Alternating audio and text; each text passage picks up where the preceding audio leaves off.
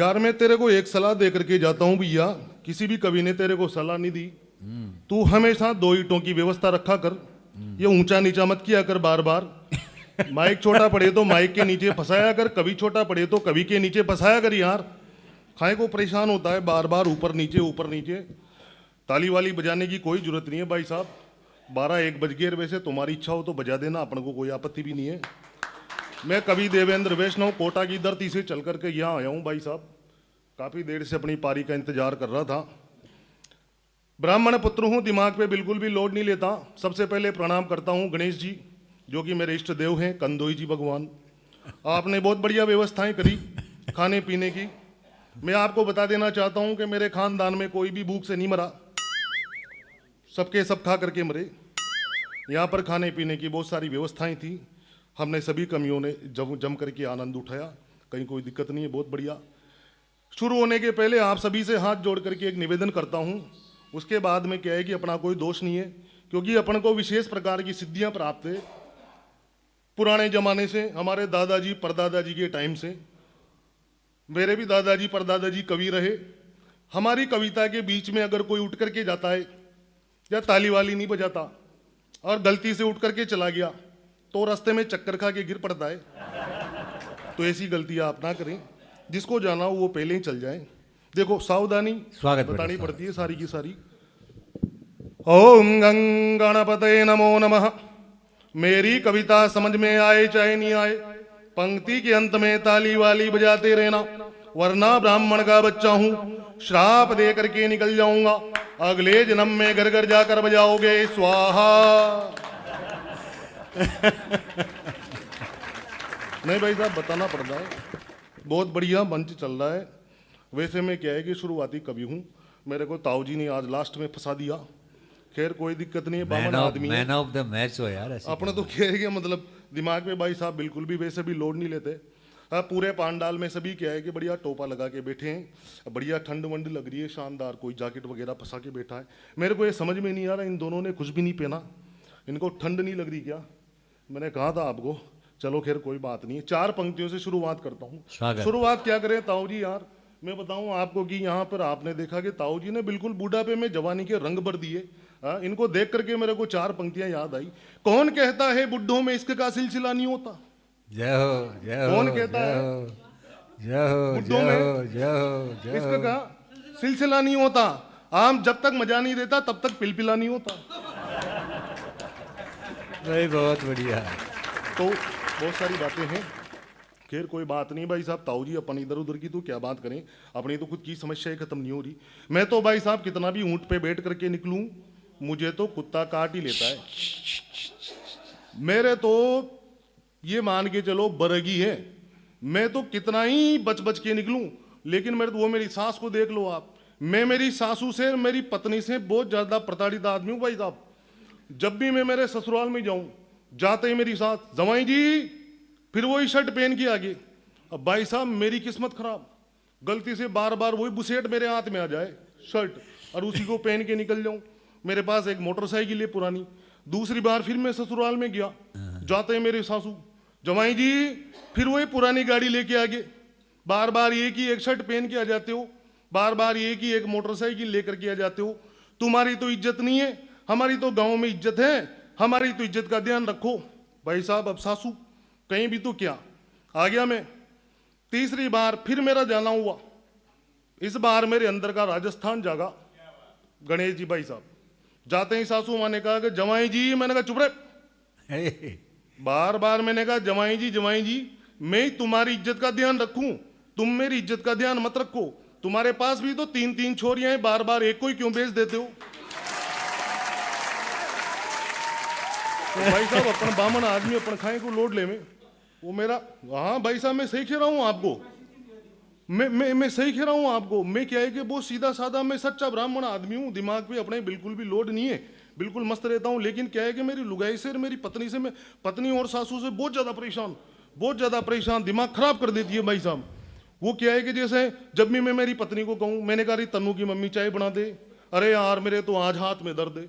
अरे मैंने कहा तन्नू की मम्मी आज मेरे कपड़े ही धो दे, अरे कि मेरे तो आज कमर दुख रही है। भाई साहब मैं क्या बताऊँ आपको कि दवाइयाँ भरी पड़ी रहती है हमारे घर पे। और मैंने कहा सासू के इतने नखरे, एक दिन मेरा भयंकर दिमाग खराब, मैंने कहा अरे आज तो सासू की फाइल निपटाएंगे। पहुंच गया भाई साहब मैं गुस्से में ससुराल ताऊरी। जाते ही मैंने मेरी सास को कहा, जी सासू माता सुनो, आपने जो प्रोडक्ट दिया है अभी मंद है। क्या बात है, क्या बात है। मैंने मेरी सास को कहा, जी सासू माता सुनो, आपने जो प्रोडक्ट दिया है अभी मंद है। सर्विसों में मांगता है बार बार खर्चा ज्यादा, खरीदे हुए तो अभी हुए दिन चंद है।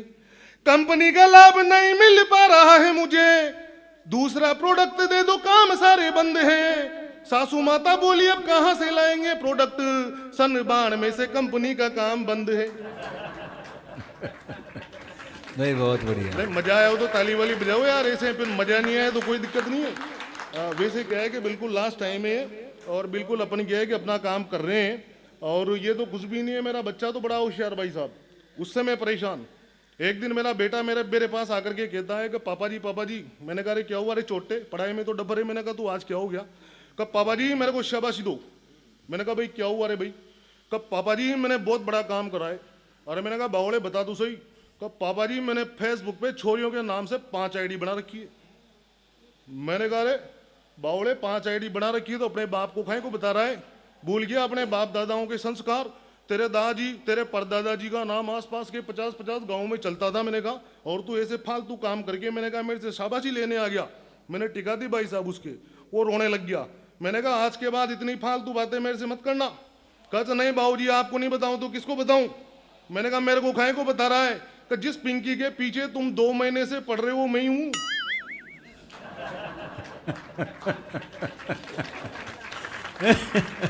ऐसी घटनाएं हो जाती है भाई साहब। ये तो कुछ भी नहीं। एक बार मेरी पत्नी मेरे उसके पियर में, पत्नी गई पियर में, हम दोनों बाप बेटे घर पे, टीवी चल रही भाई साहब। आजकल तो आपने देखा ही होगा टीवी में आधे कपड़े पहन करके छोरियां नाच रही है और ये कर रही है, वो करे डांग चिका बहुत ज़्यादा चलता रहता है। अब आप देखोगे मतलब टीवी चैनलों के संस्कार कहाँ से कहाँ जा रहे हैं। अगर भाई साहब मैं सही बता रहा हूँ, बुजुर्गों की उपस्थिति है यहाँ पर, अगर टीवी चैनल ढंग के कार्यक्रम दिखाता और ढंग के सीन वहाँ पर दिखाई देते तो आज हमारी युवा पीढ़ी कहाँ से कहाँ नहीं निकल जाती। हमारे युवाओं में भी संस्कार होते। वैसे भी खैर बहुत सारी चीज़ें हैं। तो मेरा बेटा इधर सो रहा और टीवी पे गाना आ रहा। मैंने कहा यार आज टीवी का आनंद ले लो। अब टीवी में आधे कपड़ों में छोरा नाच रही, टीवी पे चल रहा था आधे कपड़ों में गाना, टीवी पे चल रहा था आधे कपड़ों में गाना। बेटे ने कहा दूसरा चैनल तो लगाना। राजू तू सो जा बेटे ये गरीब लड़की है, ज्यादा गरीब आए पापा मुझको जगाना। क्या बात है, क्या बात है, क्या बात है। ऐसी स्थितियां बन जाती है भाई साहब। तो खैर कोई दिक्कत नहीं, मैं संस्कारों की 4 पंक्तियां आपके बीच में पढ़ देता हूँ। और ये अंतिम समय चल रहा है, मैं आपका ज्यादा समय भी नहीं लूंगा और बिल्कुल मैं गीत पढ़ूंगा आपके बीच में। स्वागत। बिल्कुल अच्छा वाला।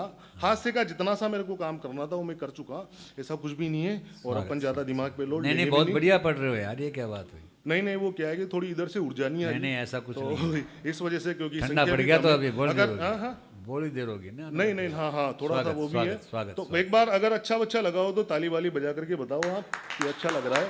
ज़्यादा समय लेंगे नहीं अपन आपका। और सुनिए, माँ की ममता ने पाले 4 बेटे देखो।